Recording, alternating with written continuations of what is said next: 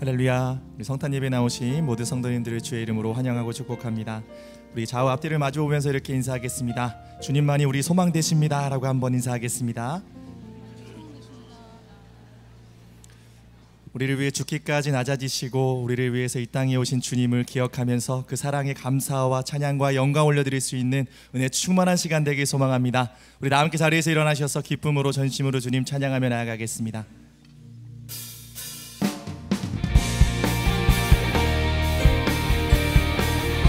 우리 다 함께 박수 치면서 우리 가운데 오신 주님을 기뻐합시다.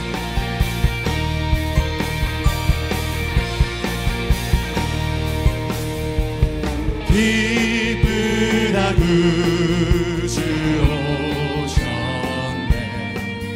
난 백성 맞아라. 온 교회여 다 일어나 다 찬양하여라. 다 찬양하여라. 다 찬양하여.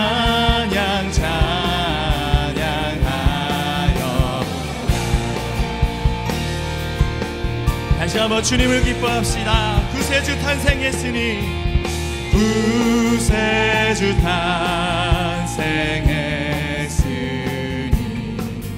다 찬양하여라.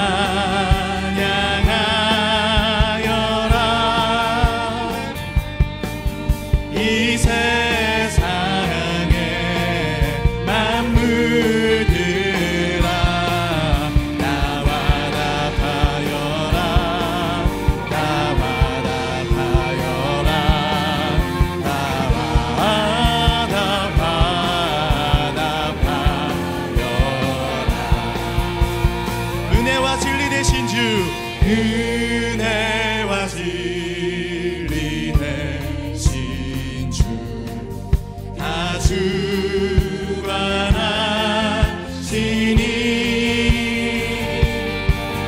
만국 백성 구주 앞에 다 경배하여라.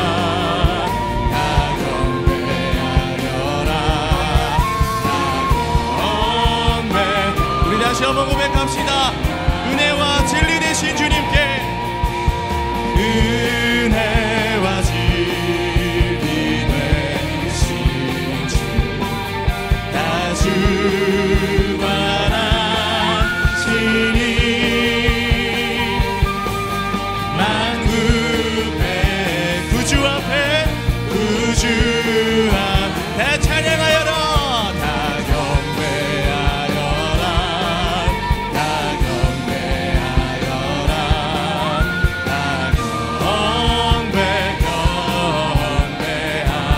경배하여라.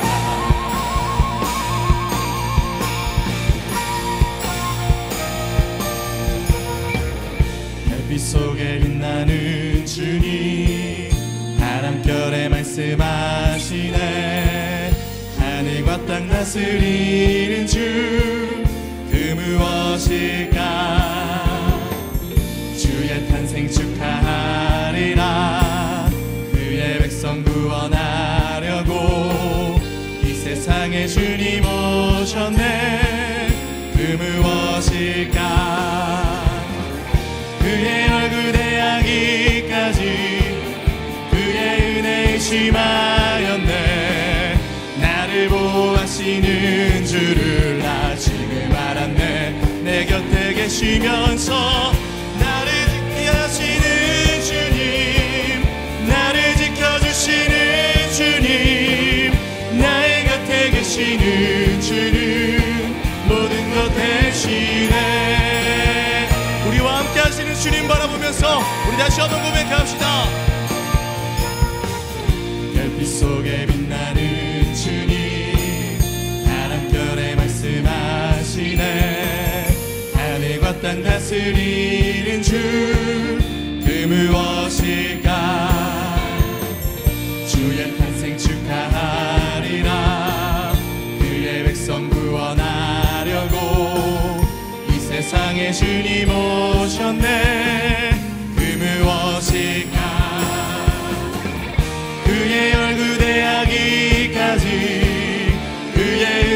심하였네. 나를 보호하시는 선포합시다. 주님 알았네. 내 곁에 계시면서 나와 함께 하시는 주님, 나를 지켜주시는 주님, 나의 곁에 계시는 주님, 두 손을 높이 들고 나와 함께 하시는, 나와 함께 하시는 주님, 나를 지켜주시는 주님, 나의 곁에 계시는 주님, 모든 것 대신해.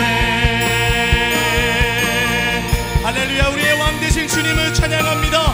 우리의 모든 것 되시는 주님께 우리 큰 박수와 영광으로 주님께 영광 올려드립시다. 할렐루야.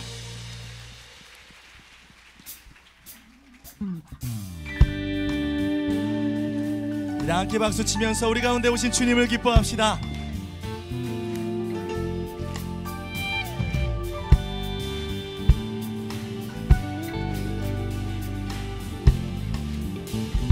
함께 고백합니다. 참 반가운 신도여 다 이리 와서 베들레헴 성내에 가봅시다. 저 구유에 누이신 아기를 보고 엎드려 절하세, 엎드려 절하세, 엎드려 절하세. 구세주났네. 할렐루야. 주님을 다시 한번 기뻐하며 감사함으로 고백합시다. 저 천사여 찬송을 높이 불러서 온 광활한 천지를 울리게 해.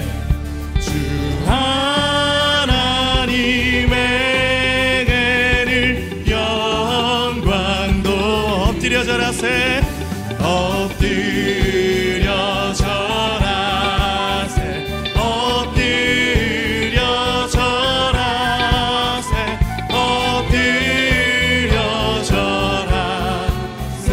구세주 여호와의 말씀이, 여호와의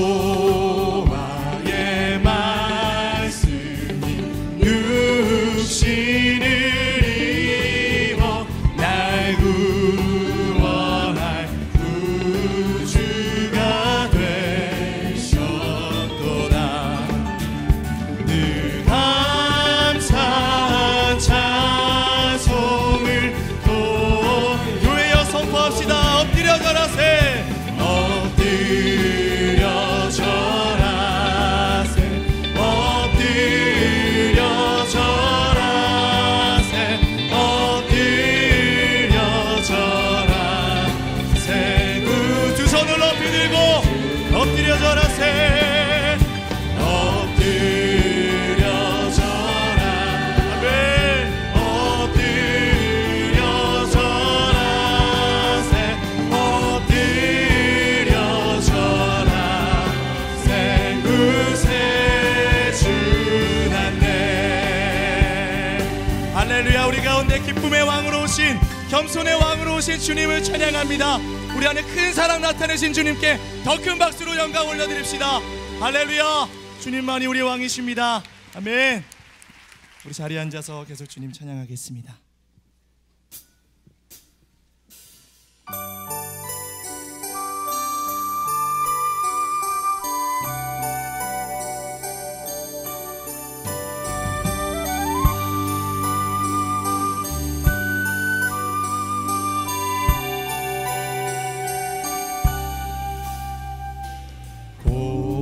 고요한 밤,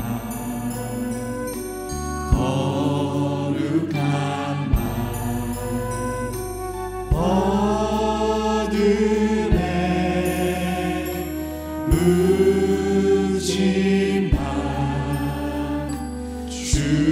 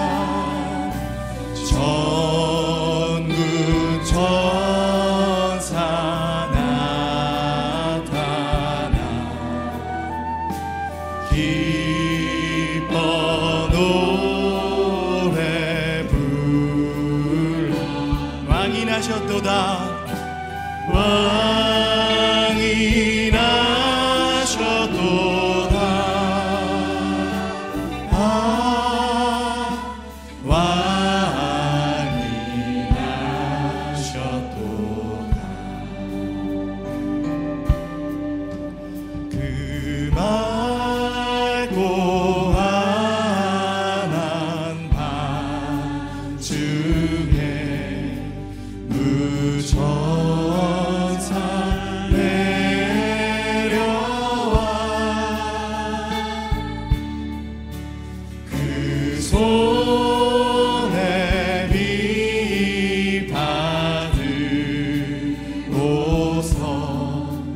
다 찬송하기를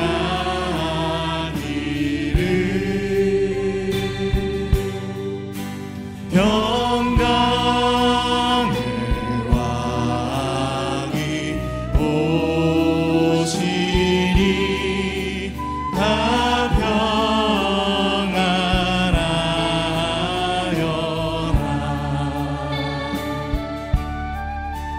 그 소란하던 세상이 다 고요. 우리 두 손을 높이 들고 왕 대신 주님께 고백합시다. 평강의 왕이 오시니 평강의 왕이 오시니 다 평안하여라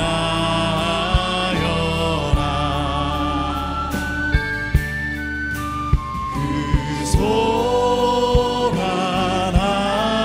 소란하던 세상이 다 고요하도다.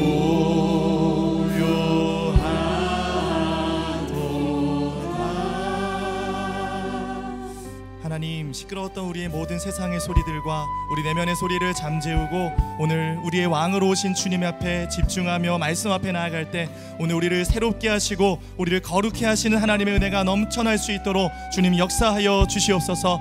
그렇게 행하실 주님 바라보면서 다 함께 기도하며 나아가도록 하겠습니다.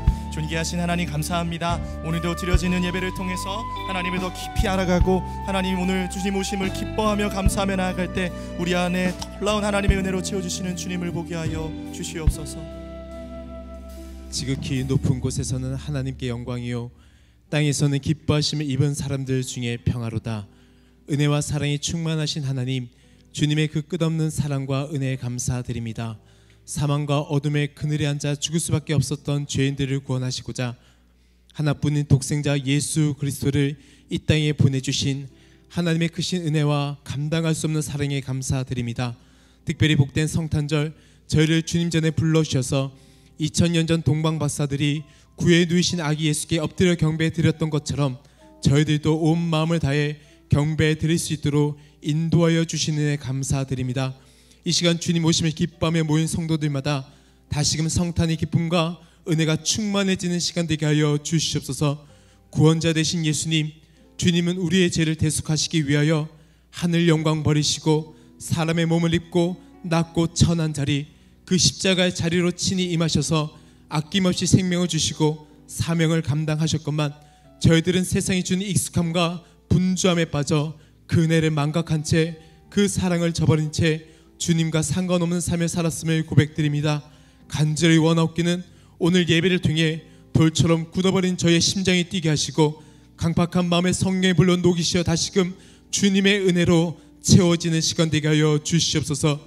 그리하여 우리가 받은 이 은혜와 사랑을 아무 소망 없이 살아가는 모든 영혼들에게 참빛으로 오신 예수 그리스도의 복음을 담대히 선포하게 하시고 예수님께서 소외당하고 절망에 빠진 이들을 위로하셨던 것처럼 저희들도 소망 없는 이 세상의 작은 예수가 되어 오직 주님만이 우리의 소망 되신다고 구원자 되신다는 기쁨의 소식을 이 나라에 증거하며 성탄의 빛을 온 열방에 비추는 저희 모든 성도님들이 되게 하여 주시옵소서. 주님 오심을 기뻐하며 말씀 증가하시는 한옥 목사님의 성령으로 붙잡아 주셔서 그 말씀이 선포될 때 말씀이 육신이 되어 우리 가운데 찾아오신 그 놀라운 사랑을 회복하는 시간, 들으면서 끝나는 것이 아니라 믿음의 결단으로 연결되어 삶의 변화를 가져오는 기적의 시간이 되게 하여 주시옵소서. 성탄의 기쁨을 함께 나누기 위해 정성스럽게 준비한 유젠 특순팀의 찬양을 기쁘게 받아주셔서 하나님께는 영광이요 함께하는 저희들에게는 기쁨이 되게 하시며 다양한 모습으로 교회를 섬기는 그 모든 헌신 위에 주님의 은혜로 채워 주시옵소서. 이 모든 말씀 우리를 죽기까지 사랑하신 예수님의 이름으로 기도드립니다. 아멘. 할렐루야. 축복된 성탄 축하 예배 오신 사랑하는 성도님들을 주님의 이름으로 환영합니다. 오늘 예배를 통해서 다시 한번 우리 안에 큰 기쁨을 주실 그 주님을 기대하면서 성탄절이기 때문에 가장 밝은 웃음으로 손을 흔들면서 옆에 계신 분들께 메리 크리스마스라고 인사하겠습니다. 메리 크리스마스. 우리 서로 축복하는 시간 갖도록 하겠습니다. 서로를 바라보며 축복하겠습니다. 축복합니다. 주님의 이름으로 축복합니다. 주님의 사랑으로 이곳에 모인 주의 거룩한 자녀에게 주님의 기쁨과 주님의 사랑이 충만하게 넘치기를. God bless you. God bless you. 축복합니다. 주님의 더 먼 곳을 향해 축복하겠습니다. God bless you. God bless you. 축복합니다. 주님의 사랑으로. 박수로 서로를 격려하며 축복하겠습니다. 네, 광고 말씀드리겠습니다. 오늘은 예수님을 너무나도 사랑하신 한 성도님께서 정성껏 준비해 주신 성탄절 감사떡을 나눠 드립니다. 예배 후에 나가시면서 받아가시기 바랍니다. 송구 영신 예배가 12월 31일 화요일 더 K홀대 그랜드 볼륨에서 드려집니다. 1부 예배는 오후 7시 30분, 2부 예배는 10시 30분에 드려집니다. 2019년의 마지막을 2020년의 시작을 예배로 주님께 드려질 수 있는 우리 모두가 되길 축복합니다. 이제 유젠 특순 후에 한옥 목사님께서 하나님의 말씀 나눠주시겠습니다.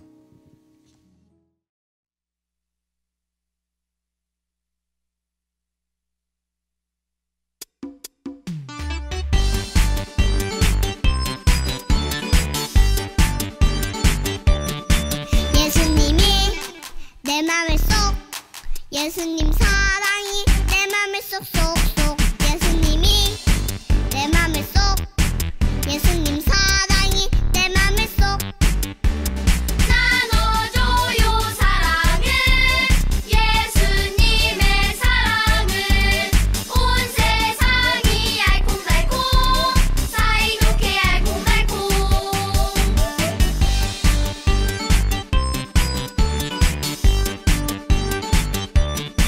예수님이 내 맘에 쏙 예수님 사랑이 내 맘에 쏙쏙쏙 예수님이 내 맘에 쏙 예수님 사랑이 내 맘에 쏙 나눠줘요 사랑을 예수님의 사랑을 온 세상이 알콩달콩 사이좋게 알콩달콩 사이좋게 알콩달콩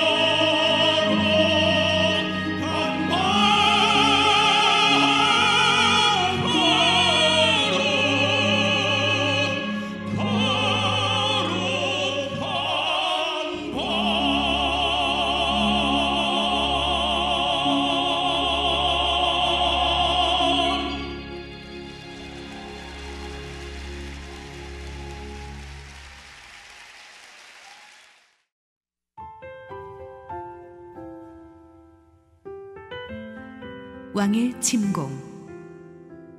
마태복음 2장 1절에서 18절 말씀입니다. 헤롯 왕 때에 예수께서 유대 베들레헴에서 나시매 동방으로부터 박사들이 예루살렘에 이르러 말하되 유대인의 왕으로 나시니가 어디 계시냐? 우리가 동방에서 그의 별을 보고 그에게 경배하러 왔노라 하니 헤롯 왕과 온 예루살렘이 듣고 소동한지라. 왕이 모든 대제사장과 백성의 서기관들을 모아 그리스도가 어디서 나겠느냐 물으니 이르되 유대의 베들레헴이오니 이는 선지자로 이렇게 기록된 바 또 유대 땅 베들레헴아 너는 유대 고을 중에서 가장 작지 아니하도다. 내게서 한 다스리는 자가 나와서 내 백성 이스라엘의 목자가 되리라 하였음이니이다. 이에 헤롯이 가만히 박사들을 불러 별이 나타난 때를 자세히 묻고 베들레헴으로 보내며 이르되 가서 아기에 대하여 자세히 알아보고 찾거든 내게 고하여 나도 가서 그에게 경배하게 하라. 박사들이 왕의 말을 듣고 갈새 동방에서 보던 그 별이 문득 앞서 인도하여 가다가 아기 있는 곳 위에 머물러 서 있는지라. 그들이 별을 보고 매우 크게 기뻐하고 기뻐하더라. 집에 들어가 아기와 그의 어머니 마리아가 함께 있는 것을 보고 엎드려 아기께 경배하고 보배압을 열어 황금과 유향과 모략을 예물로 드리니라. 그들은 꿈에 헤롯에게로 돌아가지 말라 지시하심을 받아 다른 길로 고국에 돌아가니라. 그들이 떠난 후에 주의 사자가 요셉에게 현몽하여 이르되 헤롯이 아기를 찾아 죽이려 하니 일어나 아기와 그의 어머니를 데리고 애굽으로 피하여 내가 내게 이르기까지 거기 있으라 하시니 요셉이 일어나서 밤에 아기와 그의 어머니를 데리고 애굽으로 떠나가 헤롯이 죽기까지 거기 있었으니 이는 주께서 선지자를 통하여 말씀하신 바 애굽으로부터 내 아들을 불렀다함을 이루려 하심이라. 이에 헤롯이 박사들에게 속은 줄을 알고 심히 노하여 사람을 보내어 베들레헴과 그 모든 지경 안에 있는 사내 아이를 박사들에게 자세히 알아본 그때를 기준하여 2살부터 그 아래로 다 죽이니 이에 선지자 예레미야를 통하여 말씀하신 바 라마에서 슬퍼하며 크게 통곡하는 소리가 들리니 라헬이 그 자식을 위하여 애곡하는 것이라. 그가 자식이 없으므로 위로받기를 거절하였도다 함이 이루어졌느니라. 할렐루야. 우리 하나님께 감사와 영광의 박수 올려드리겠습니다. 우리 축복된 성탄절 예배에 오신 여러분 모두를 축복하고 환영합니다. 우리 1부 예배에 이어서 2부 예배 때도 너무나 많은 성도들이 오셔서 또 본당 안에 들어오지 못하시고 바깥쪽 로비 1, 2층 로비 6층 7층에 가득 앉아 계신데 밖에 계신 분들에게도 하나님의 특별한 축복이 충만하게 임하기를 축원합니다. 우리 그 영화부하고 또 유치부하고 이렇게 보니까 우리 교회 1000명 뉴젠 주일학교의 부흥이 막 실감이 날 정도로 얼마나 예쁘고 사랑스러운지 모르겠습니다. 우리 전도사님들 선생님들 너무 수고하셨고 특히 우리 뉴젠 뮤찬팀 이거 세 갈래 군무로 짝짝 북치는 손이 하며 들어온 걸 보니까 이 포스가 거의 크리스천 아이돌 그룹에 방불케 하는 너무나 멋있었고 또 우리 두 핸섬한 지휘자분들의 듀엣 너무나 성령 충만하고 감사했습니다. 수고하신 모든 특선팀들에게 한번 감사의 박수 드리겠습니다. 크리스마스는 항상 가난하고 헐벗은 주변의 이웃들을 돌보는 것이 교회의 할 일입니다. 지난 3주 동안 교회에서 계속 광고하고 여러분들에게 호소해서 여러분들이 너무나 활짝 마음을 열고 응답해 주셔서 우리 엔젤 추리 그러니까 그 교도소에 있는 재소자 자녀들에게 재소자의 이름으로 크리스마스 선물을 주는 엔젤 추리 사역과 또 청소년 미혼모를 돕는 킹메이커, 그리고 성인 미혼 부부를 돕는 러브 더 월드에 우리 성도님들이 무려 2,600만 원이 넘는 헌금과 다양한 선물들을 주셔서 우리 교회가 한국 교회에서 가장 많이 풍성하게 했다고 합니다. 성탄절을 맞아서 이 따뜻한 사랑을 나눌 수 있게 해주셔서 너무나 감사하고 하나님께서 여러분들의 사랑에 축복하실 줄로 믿습니다. 우리를 통해 역사하신 하나님께 한번 감사의 박수 드리겠습니다. 고맙습니다. 우리 함께 기도하시고 하나님 말씀 보겠습니다. 사랑하는 아버지, 은혜를 감사합니다. 우리 구주나신 이 성탄절에 하나님께서 우리에게 주시고자 하는 음성을 들려주시고 부족한 종은 감추어 주시옵소서. 예수님 이름으로 기도했습니다. 아멘. 옛날 옛적에 지혜롭고 인자한 왕이 다스리는 아주 평화롭고 부강한 나라가 있었습니다. 그런데 잠시 왕이 외국으로 나간 사이에 왕의 신하로 있던 자가 부하들을 이끌고 반역을 일으켰습니다. 반역자는 오랜 기간 치밀하게 추종자들을 포섭하고 반란을 준비했기 때문에 순식간에 왕궁을 장악하고 왕위를 찬탈했습니다.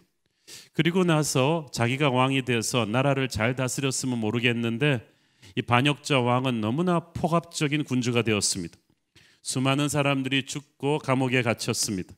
나라는 금방 가난과 범죄와 슬픔으로 가득 차게 되었습니다. 백성들은 날마다 고통으로 신음하며 살았습니다. 한때 평화롭고 부강했던 이 나라는 어둠과 절망의 기운이 가득했습니다. 많은 사람들이 진짜 왕의 귀환을 그리워했습니다. 그런데 어느 날 소문이 돌기 시작했습니다.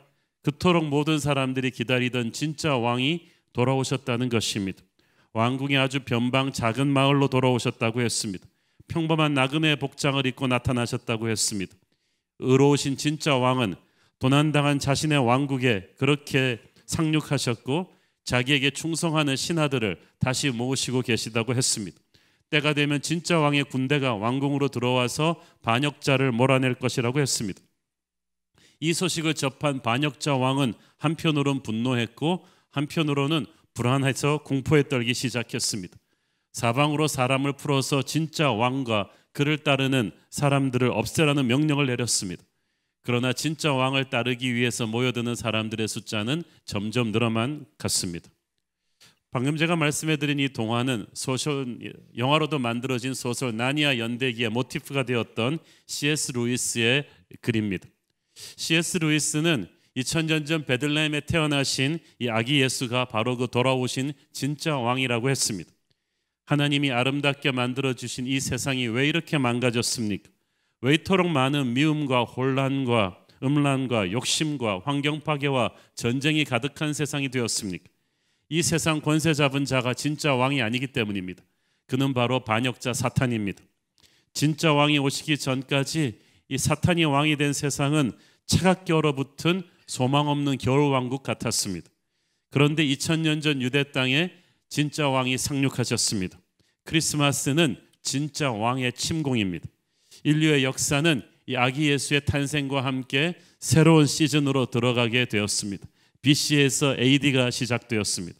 1절 읽습니다. 헤로드 왕 때에 예수께서 유대 베들레헴에서 나심에 동방으로부터 박사들이 예루살렘에 이르러 말하되, 성경은 동방에서부터 박사들이 왔다고 말하는데 여기서 동방은 고대 페르시아 제국, 오늘날의 이란을 가리킵니다. 당시 팔레스타인으로부터 거의 940km 정도 떨어진 먼 거리에 있는 왕국입니다. 우리가 940km 하면 서울 부산 왕복거리 정도 될 거예요. 잘 뚫린 고속도로로 쫙쫙 달려도 10시간은 넘게 가는 장거리인데 당시처럼 불편하고 꼬불꼬불한 이 사막길에 낙타와 짐을 싣고 이렇게 가는 건 쉬운 일이 아니었습니다. 큰 산과 험한 강도 건너야 했고 사방에 이 모래폭풍이 몰아쳤고 또 강도와 도둑대들이 곧 도처에서 들끓었습니다. 그래서 당시에는 그런 장거리 여행을 떠나는 것은 생명의 위협을 감수하는 것이었기 때문에 많은 여행자들이 유언장을 써놓고 떠날 정도였다고 합니다. 동방 박사들은 한마디로 너무나 많은 위험을 감수하고 많은 대가를 치르고 왕의 왕을 경배하러 온 곳입니다. 이 동방 박사들은 이 와이즈맨이라는 이 직책에서도 말해주듯이 왕들에게 조언하는 아주 지혜로운 굉장히 사회 고위층 인사들이었습니다. 고생을 잘 안 해본 사람들인데 이 사람들이 이 먼 여행길을 떠나왔어요. 왜냐하면 아기 예수를 예배해야 하니까. 하나님이 나를 위해 존재하는 게 아니고 내가 하나님을 위해 존재합니다. 예배는 우리를 위한 것이 아니라 하나님께 드리기 위한 것입니다. 신앙생활이란 하나님께 예배하기 위해서 나를 희생하는 삶입니다. 신앙생활이란 별을 보고 여행하는 박사들 같은 순례자의 삶입니다. 험한 길을 걸어야 되고 지리한 길을 걸어야 되지만 결코 포기하지 않습니다. 비전의 사람은, 믿음의 사람은 우리의 시선을 하나님께 맞추고 평생 걸어야만 합니다. 성경은 너희가 하나님을 찾고 찾으면 하나님을 반드시 만날 것이라고 했습니다. 목마른 사슴이 시냇물을 찾듯이 그렇게 우리가 하나님을 찾는다면 반드시 하나님을 만날 것입니다.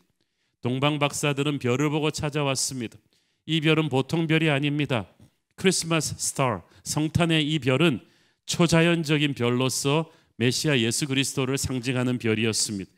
예수님은 캄캄한 세상에서 별처럼 빛나는 분이십니다.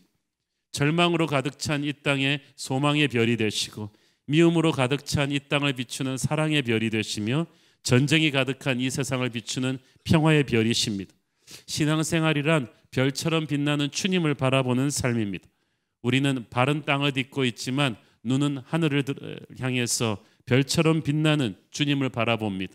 우리는 물질을 생각하지 않고 영혼을 생각하면서 이 땅에 살지만 천국을 바라보며 살아가는 그런 사람들인 줄로 믿습니다. 2절 읽습니다. 유대인의 왕으로 나신 이가 어디 계시냐? 우리가 동방에서 그의 별을 보고 그에게 경배하러 왔노라 하니. 별을 따라온 이 동방 박사들이 유대의 수도 예루살렘에 도착했습니다. 별을 따라오다가 갑자기 별이 예루살렘에 멈춘 것도 아닌데 왜 예루살렘으로 들어왔겠습니까? 처음에는 별만 보고 따라오던 이 동방 박사들이 예루살렘, 유대인의 수도라는 예루살렘에 이르러서 인간적인 생각을 하기 시작했어요. 아, 왕을 상징하는 별이니까 유대인의 수도 예루살렘의 왕궁에서 왕자가 태어났나 보다, 그 생각을 한 거예요. 그래가지고 중간에 별만 바라보다가 시선을 다시 왕궁으로 내려서 예루살렘 왕궁으로 들어온 거예요. 이것이 동방 박사의 실수였어요. 이 별이 상징하는 왕은 세상의 왕이 아니라 하나님 나라의 왕이었습니다. 그러므로 세상적인 상식으로 판단해서는 안 되는 일인데 별만 보고 가지 않고 이 동방 박사들이 상식적으로 생각한 거예요, 중간에서. 그래서 자기들 판단으로 예루살렘 왕궁으로 들어와서 왕궁에 들어와서 왕의 어디 나셨느냐고, 왕자일 거라고 생각하고 물어본 거예요.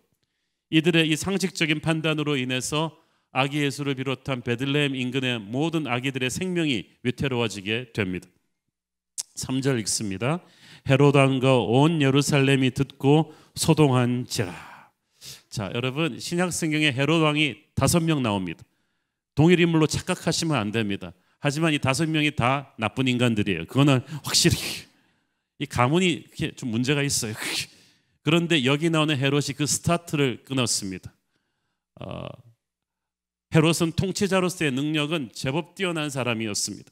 흉년이 들면 외국에서 곡물을 수입하고 세금을 감면해 주면서 뛰어난 경제 정책을 펼쳐서 나라를 꽤 잘 살게 만들었다고 합니다. 로마와 선을 대서 가이사랴 같은 유명한 도시들도 건설하고 또 콜로시움도 예루살렘 안에다 근처에다 세우고 예루살렘 성전도 더 크게 재건하고, 그래서 로마의 충성도 표시하면서 사람들이 많이 그렇게 모여들게 하는 그런 통치 기술이 있었습니다. 그렇지만 헤롯은 병적인 권력욕으로 사로잡힌 사람이었습니다. 자기 권력에 위협이 된다 싶으면 자기 친척, 형제, 심지어는 자기 어머니, 아내까지도, 자식들까지도 죽이는 그런 잔혹한 인물이었습니다. 당연히 그런 헤롯의 얼마나 자기 권력에 위협이 되는 존재에 민감한지 우리가 다 아는데, 이 동방 박사들은 거의 왕족급의 큰 손님들이에요. 몰고 온 행렬이 보통 캐러반이 아니에요.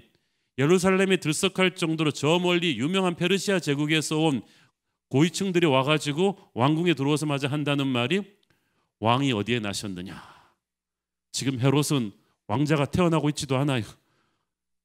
자기 자리를 지키기 위해서 그토록 페라노이아가 된 사람한테 왕이 어디 하셨냐고 하니까 그때부터 헤롯은 거의 연산군에 달하는 광기를 발하기 시작합니다. 내가 왕인데 왕이 어디 나셨나니? 그래서 온 예루살렘이 듣고 소동했다는 말은 전부 다 얼어붙은 거예요. 이제부터 피바람이 일겠구나. 우리 왕이 어떤 사람인데 여기다 대고 왕이 나셨다고 말했으니 어떤 일이 일어나겠는가. 4절 6절 읽습니다.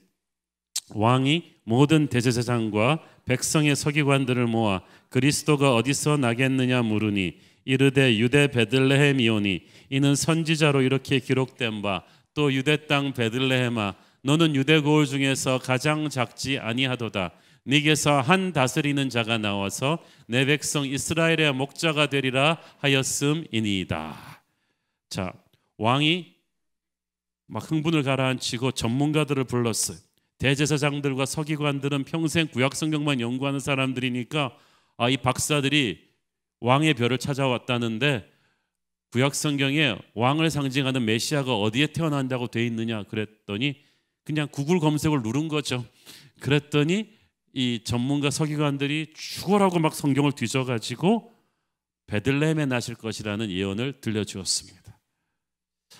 동방 박사들은 왕을 예배하겠다는 열심은 있었는데 성경 지식이 부족해가지고 헤롯에게 와서 이걸 물어볼 수밖에 없게 되었어요. 근데 헤롯의 참모들은 성경 지식은 있었는데 예배자의 하트는 없었죠. 7절 8절 같은 정보인데 이걸 어떻게 쓰는가가 이제 중요합니다. 이에 헤롯이 가만히 박사들을 불러 별이 나타난 때를 자세히 묻고 베들레헴으로 보내며 이르되 가서 아기에 대하여 자세히 알아보고 찾거든 내게 고하여 나도 가서 그에게 경배하게 하랴. 쓴 새빨간 거짓말이지. 뭘 왕에게 경배하려고 그러겠어요. 가서 어디 있는지 정확한 로케이션을 찍어라. 그러면 내가 가서 경배하면서 죽일 것이다. 그 생각이죠. 그렇죠? 헤롯의 이런 무서운 계획을 전혀 눈치채지 못한 동방 박사들은 자신들의 방문이 아기 예수와 수많은 아기들을 죽음의 위기에 몰아넣고 있음을 전혀 감지하지 못한 채 정보를 받은 것만 가지고 땡큐 하면서 떠났어요. 영적인 열심만 있고 지식이 없으면 본의 아니게 이런 일에 휘말리게 돼요. 하지만 하나님께서 전격적으로 개입하셔서 헤롯의 칼날로부터 아기 예수를 지키시죠. 동방 박사가 아기 예수께 경배한 다음에 하나님이 그들의 꿈에 나타나셨습니다. 12절 읽습니다. 그들은 꿈에 헤롯에게로 돌아가지 말라 지시하심을 받아 다른 길로 고국에 돌아가니라. 헤롯은 아무도 모르게 음모를 꾸몄지만 하나님을 속일 수는 없었습니다. 하나님은 항상 악한 자의 아무도 모르게 꾸미는 모략이라 할지라도 막으시고 하나님의 사람의 길을 지키시고 인도하십니다. 동방 박사들이 전에 영적으로 무지했을 때는 상식적으로 판단해서 별을 쭉까지 따라가지 않고 중간에 예루살렘 왕궁으로 길을 잡았죠. 그것은 헤롯 왕에게 아기 예수의 존재를 알리는 불행한 결과를 낳았었습니다. 그런데 아기 예수를 만난 다음부터 동방 박사들은 상식으로 판단하지 않고 성령의 인도하심을 받게 되었어요. 그래서 헤롯의 명령을 어기고 예루살렘으로 돌아가지 않고 바로 다른 길로 돌아가서 고국에 돌아가게 됐죠. 이 길은 자기들도 안전하고 예수님도 안전한 길이었습니다. 우리가 예수님을 만나고 난 다음부터는 더 이상 헤매지 않고 세상과는 다른 길로 갑니다. 더 이상 상식적으로 판단해서 길을 가는 것이 아니라 성령의 인도하심을 받고 인생을 살게 되는 것입니다. 13절에 보니까 동방 박사가 떠난 직후에 하나님께서는 요셉 마리아의 꿈에도 나타나셔서 아기 예수를 데리고 빨리 애굽으로 피하라고 헤롯의 칼날의 추적을 피하라고 경고해 줍니다. 하지만 이때부터 베들레헴에는 비극이 시작되죠. 16절 이에 헤롯이 박사들에게 속은 줄 알고 심히 노하여 사람을 보내어 베들레헴과 그 모든 지경 안에 있는 사내 아이를 박사들에게 자세히 알아본 그 때를 기준하여 2살부터 그 아래로 다 죽이니. 헤롯은 박사들에게 속은 줄 알고 분노합니다. 그런데 사실은 자기가 먼저 박사들을 속였잖아요. 자기 속인 거 생각을 안 하고 자기 속은 거 가지고 막 분노를 해요. 그리고 무서운 명령을 내립니다. 이제 박사들이 사라졌으니 누가 누군지 알 수가 없잖아요. 베들레헴과 그 주변에 있는 동네 2살 밑에 사내 아이를 다 죽여라. 정말 끔찍한 명령이죠. 왕권을 지키기 위한 세상 왕의 잔인한 특색이기도 합니다.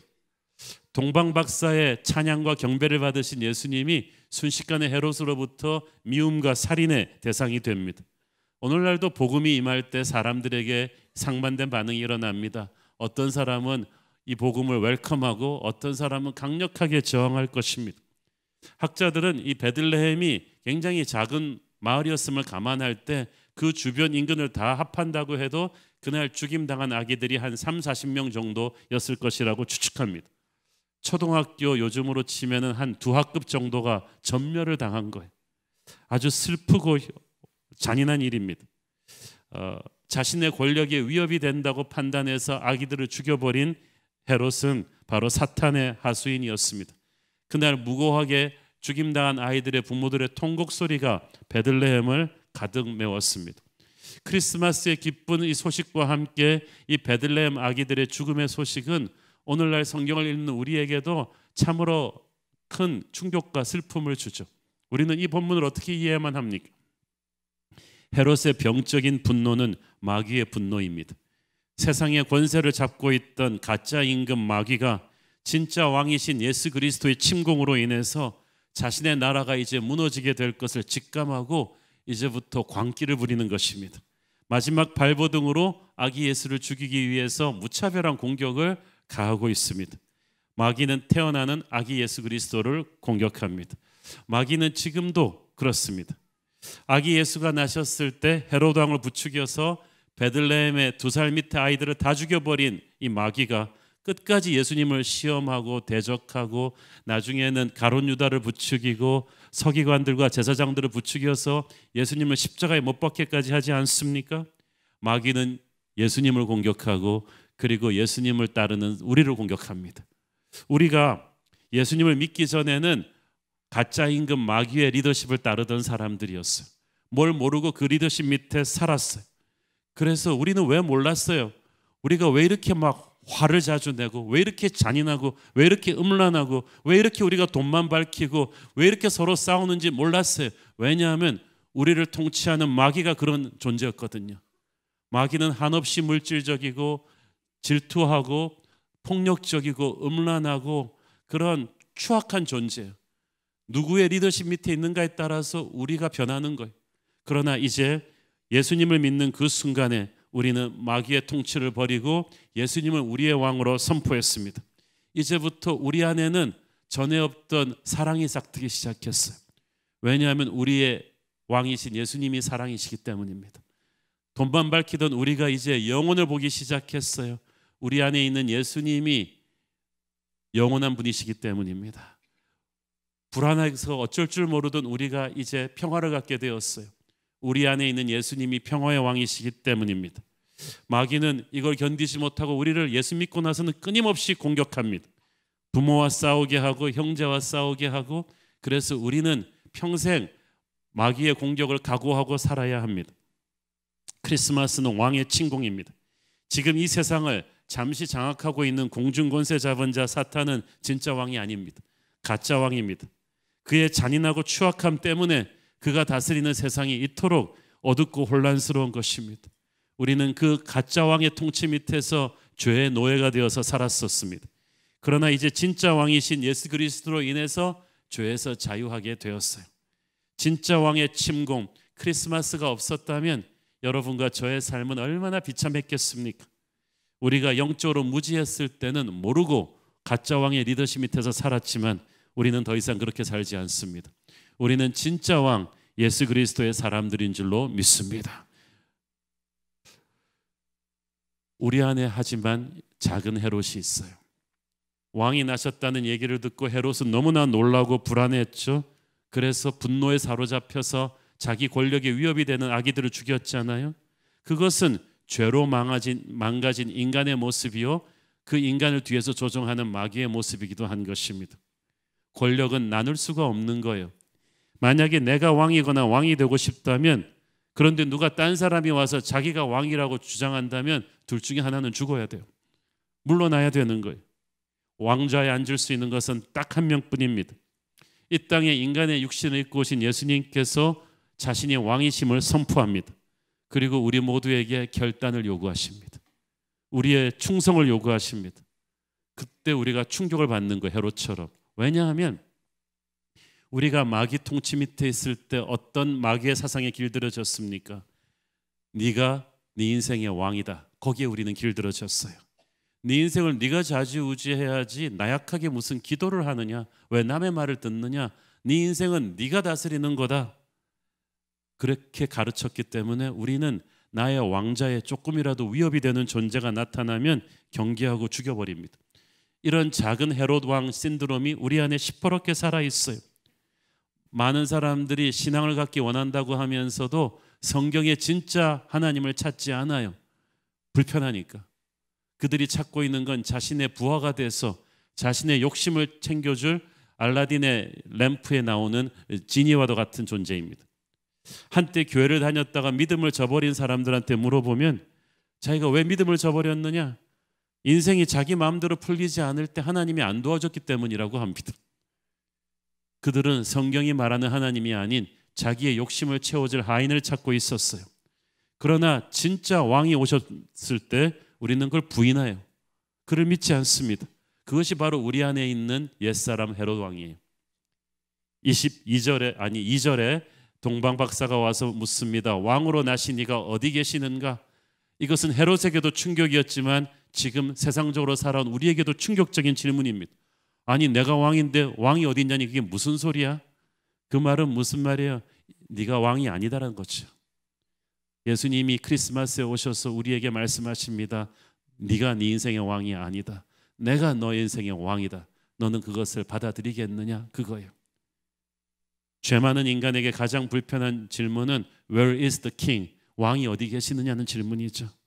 왜냐하면 우리 인생의 왕좌에는 내가 앉고 싶은데 진정한 왕이 다스리려 한다니까 싫은 거예요. 하지만 하나님의 아들이 정말 말구에 나셨다면 그가 진정한 우리의 왕이시라면 우리는 우리의 왕좌에서 빨리 내려와서 그에게 자리를 내어드려야 하는 것입니다. 예배한다는 것, 경배한다는 것은 왕자의 주인을 바꾸는 거예요. 요셉과 마리아가 아기 예수를 데리고 애굽으로 잠시 피했다가 헤롯이 죽고 난 다음에 유대 땅으로 돌아왔다고 했죠. 헤롯이 죽어야 예수님이 돌아오십니다. 우리 안에 스스로 왕이 되고 싶어하는 작은 헤롯이 있다고 했죠.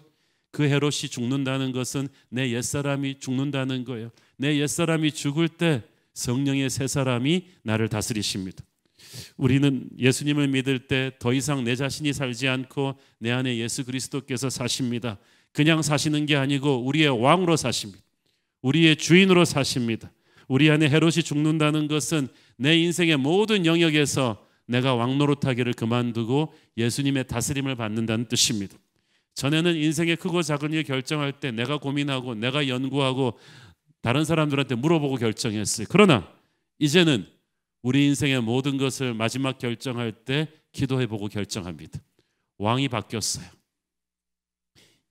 예수님이 우리의 왕이십니다. 더 이상 내 인생은 내가 주도하고 책임지지 않습니다. 예수님이 주도하고 책임지십니다. 그래서 내 인생은 파격적인 내려놓음과 함께 평안함을 가질 수 있죠. 자, 왕을 대적하는 헤롯도 있지만 우리 안에 또 뭐가 있어요? 왕을 외면하는 사람들의 성향이 있습니다. 자, 분명히 3절에 보면 동방박사 일행이 도착했을 때 헤롯과 온 예루살렘이 듣고 소동했다고 했죠. 왜냐하면 워낙 큰 왕족들 같은 사람들이라서 그 행렬도 웅장했거니와 그들이 와서 헤롯에게 던진 질문이 모두를 충격에 받들였어요. 왕이 어디 나셨느냐?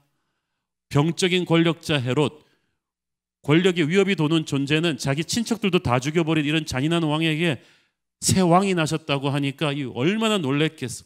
헤롯도 놀랐지만 마치 연산군 밑에 신하들처럼 이 헤롯의 병적인 권력욕을 하는 모두가 바짝 얼어붙었어. 그러니까 베들레헴에 나셨다는 말을 듣고도 희한하게 한 명도 동방박사를 따라가지 않았어요. 이상하잖아요. 이렇게 유명한 사람들이 와서 왕이 나셨다 그러면서 베들레헴이라고 그럼 예루살렘 모든 SNS에 다 떴을 텐데 왜 아무도 안 따라간 거예요? 헤롯에 대한 두려움 때문이에요. 전부 다 헤롯의 눈치를 봤죠. 여러분, 헤롯이 왜 베들레헴이라는 정보 입수하자마자 같이 가자 그러면서 안 갔겠어요? 그때 친위대 데리고 같이 가서 동방박사랑 같이 가서 죽여버리면 끝인데 왜 안 갔겠어요? 헤롯이 왕국 안에 있는 배신자가 누군지 알아보겠다는 거죠. 어느 놈이 따라가는지 봐라 이거. 왕을 경배하러 가는데 자기가 같이 따라가면 누군지 알게 뭐예요. 그래서 헤롯이 기다린 거예요. 그리고 헤롯이 그렇게 감시하고 있다는 걸 또 백성들이 알아요. 그러니까 아무도 왕이 나셨다는 소식을 듣고 따라가지 않았어요. 자칫 예수를 보러 따라 나섰다가는 성문을 나서기도 전에 헤롯에게 죽을 수도 있겠다는 두려움 때문이죠. 여러분 어떻습니까? 오늘날도 그렇지 않습니까? 예수님에 대한 관심이 있으면서도 예수님을 경배하지 않는 자, 예수님을 믿지 않는 사람의 대다수가 세상 권력 잡은 자의 눈치를 보고 있어요. 지금 요새 이상해요. 아예 기독교를 노골적으로 탄압하는 북한 같은 나라들은 물론이지만 종교의 자유가 있는 미국이나 캐나다, 한국 같은 나라들 안에서도 분위기가 심상찮아요. 옛날에는 너무 상업주의로 흥청망청하는 크리스마스가 문제였다면 요즘은 아예 크리스마스 분위기 자체가 없어져 버렸어. 여러분 그런 거 못 느끼세요? 캐롤도 잘 안 부르잖아요. 마치 어떤 보이지 않는 존재가 크리스마스를 갖다가 묻어버리는 듯한 그런 느낌이 들어요. 교회에서만 우리는 찬양을 부르고 크리스마스를 축복해요. 이건 뭔가 영적인 분위기가 바뀌고 있는 거예요. 우리나라에 가장 많은 선교사를 보냈던 미국도 이제는 더 이상 기독교 국가가 아닌 것 같습니다. 미국 사람들이 수년 전까지만 해도 메리 크리스마스라는 말을 안 썼어요. 왜냐하면 거기에 크라이스트 그리스도라는 말이 들어간다고 종교적인 색채가 난다고 그래서 다 빼버렸어. 그래갖고 미국 사람들은 전부 다 해피 할로데이스로 크리스마스의 주인공이신 예수님을 없애려는 거예요. 그런데 우리나라도 좀 그래요. 기독교를 은근히 비하하고 무시하는 분위기가 은연적으로 확산되더니 크리스마스 분위기에서 아기 예수를 선포하는 그런 데가 없어졌어요. 크리스마스 분위기를 내는 곳에도 전부 다 산타 이야기뿐이에요. 산타가 어떻게 크리스마스의 주인공일 수가 있습니까? 이런 분위기 속에서 나는 크리스찬입니다. 크리스마스는 왕의 왕이신 예수 그리스도를 말하는 것입니다 라고 고백하는 사람이 없잖아요. 이것은 헤롯의 눈치를 보느라고 아기 예수를 경배하러 가지 못한 예루살렘 사람들의 모습과 똑같은 거예요. 사랑하는 여러분, 세상의 눈치를 보지 마십시오. 동방박사처럼 당당하게 크리스마스의 주인공이신 예수님이 우리의 왕이심을 선포하기를 축원합니다.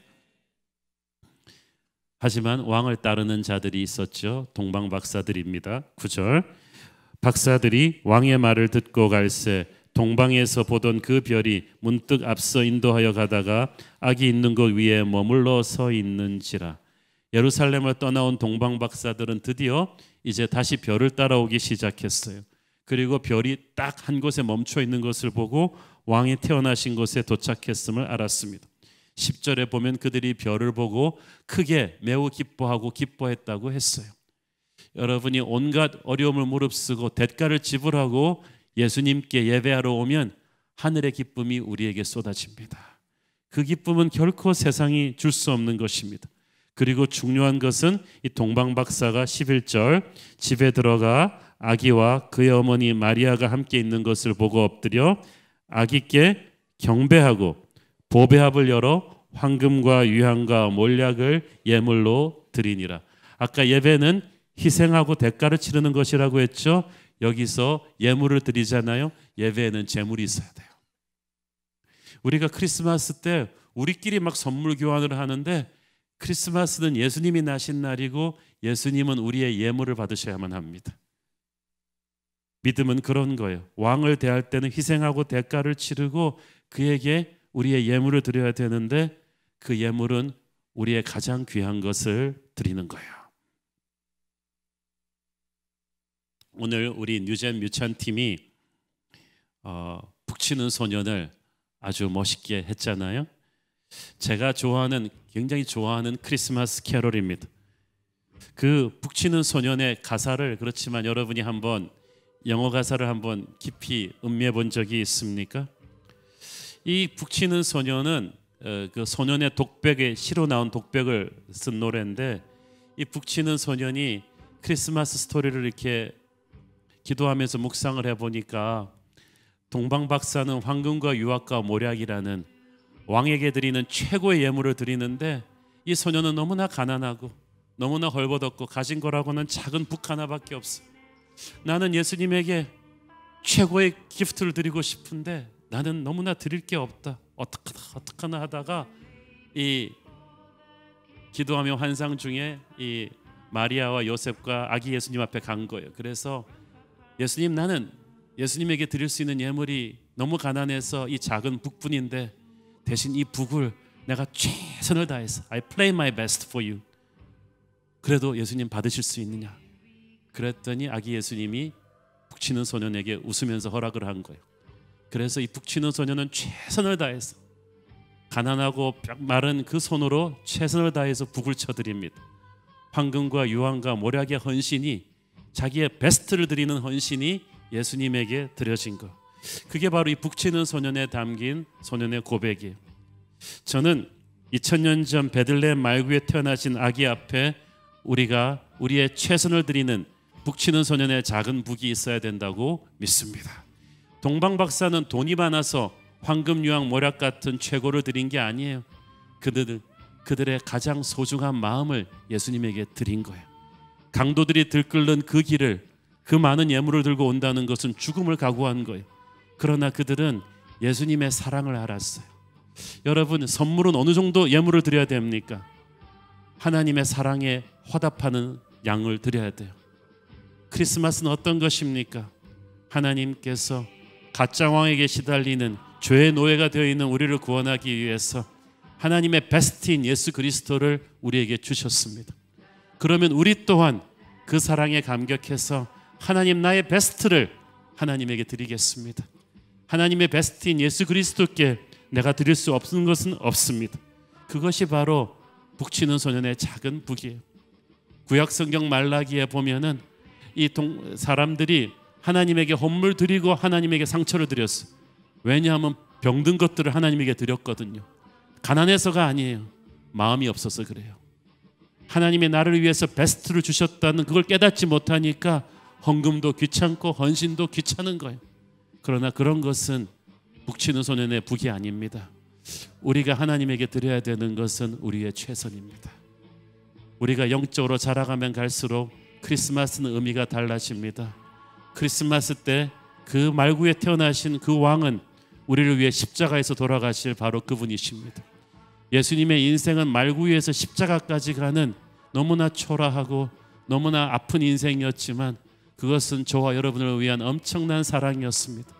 우리는 그 사랑 앞에 드릴 수 있는 예물이 있습니까? 2020년 신년 40일 새벽에 가장 깨어있는 시간을 드리는 것도 주님께 내게 황금, 유황, 모략을 드리는 거죠.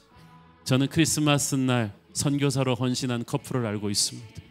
크리스마스 날 자기의 남은 인생을 목회자로 헌신한 사람들의 얘기도 알고 있습니다. 그들은 모두 자기를 향한 왕의 엄청난 사랑을 깨달은 거예요. 오늘 어떤 분에게는 교회에 가장 힘들고 낮은 사역을 하기로 헌신하는 결심도 있을 것입니다. 가난한 사람들을 위한 물질의 헌신도 할 수 있겠죠. 어쨌든 오늘 우리는 왕의 왕에게 헌신해야만 합니다. 왕의 왕에게 나의 베스트를 드려야 합니다. 오늘 저와 여러분의 북치는 소년의 헌물이 있게 되기를 축원합니다. 기도하겠습니다.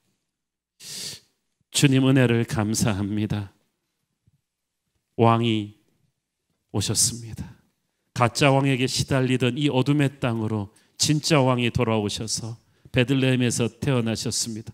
세상은 그 왕의 존재를 덮어버리려고 하고 죽여버리려고 해도 우리는 그 왕을 우리의 왕으로 모셨습니다. 그 왕을 부끄러워하지 않겠습니다. 그 왕에게 우리가 베스트를 드리기를 원합니다. 우리의 황금과 유황과 모략을 드릴 것입니다. 주님, 나의 베스트를 주님에게 드릴 것입니다. 주님 받아 주시옵소서. 예수님 이름으로 기도했습니다. 아멘. 다 함께 일어나셔서 봉헌 찬양 드리겠습니다.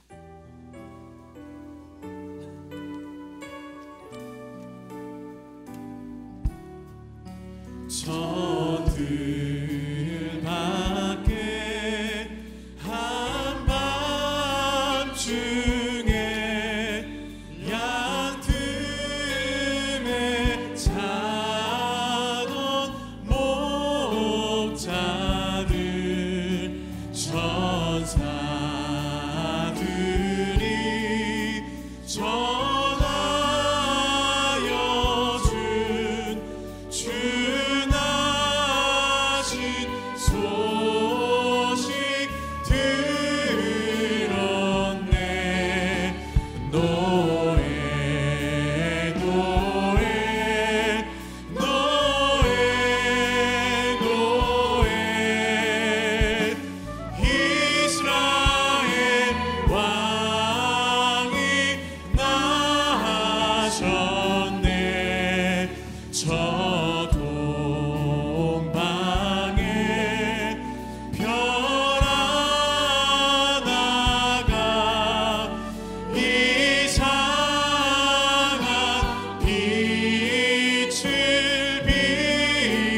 주어 이 땅 위에 큰 영광이 나타날 징조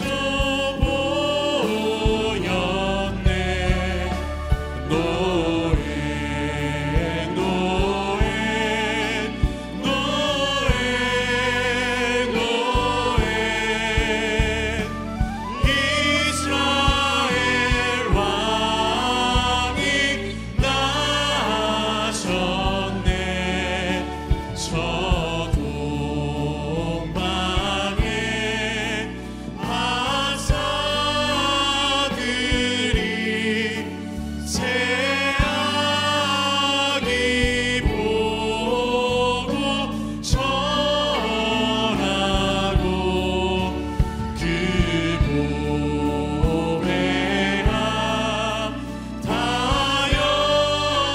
열어서 세 가지 예물 드렸네. 노에 노에 노에 노에 이스라엘 왕이 나셨네. 성령의 새바람 성령의 새바람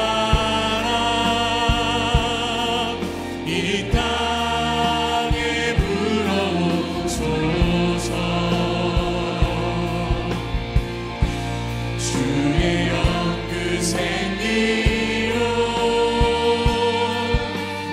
우리를 다시 살리사 이 땅에 하나님 영광 거하는 그런 교회가 되게 하소서. 열방에 하나님 영광 비추는 그런 교회가 되게 하소서. 사랑하는 아버지, 이 세상 권세 잡은 가짜 왕에게 눌려 살던 우리가 하나님의 은혜로 진짜 왕이신 예수 그리스도를 우리 인생의 구주로 영접하게 된 것을 감사합니다. 크리스마스에 왕의 침공에 담긴 그 엄청난 축복의 힘이 우리 안에 있음을 믿습니다. 어떤 어둠의 권세에게도 무릎 꿇지 않겠습니다. 왕의 왕을 사랑합니다. 그 왕을 부끄러워하지 않을 것입니다. 그 왕에게 우리가 드릴 수 있는 황금과 유황과 모략을, 우리가 플레이할 수 있는 최고의 베스트인 작은 북을 연주해 드릴 것입니다. 주님, 이 크리스마스에 우리의 헌신을 받아 주시옵소서. 왕의 왕에게 기쁜 마음으로 드리는 헌물의 손길들을 축복하시고, 지금은 살아계신 우리 주 예수 그리스도의 은혜와 하늘아버지 사랑과 성령님 감화 감동하심과 교통하심과 축복하심의 은혜가 왕의 왕이신 예수님을 진정한 왕으로 선포하고 사랑하기를 소원하는 사랑하는 모든 성도들 머리 위에 지금부터 영원까지 함께 계시기를 축원하옵나이다. 아멘.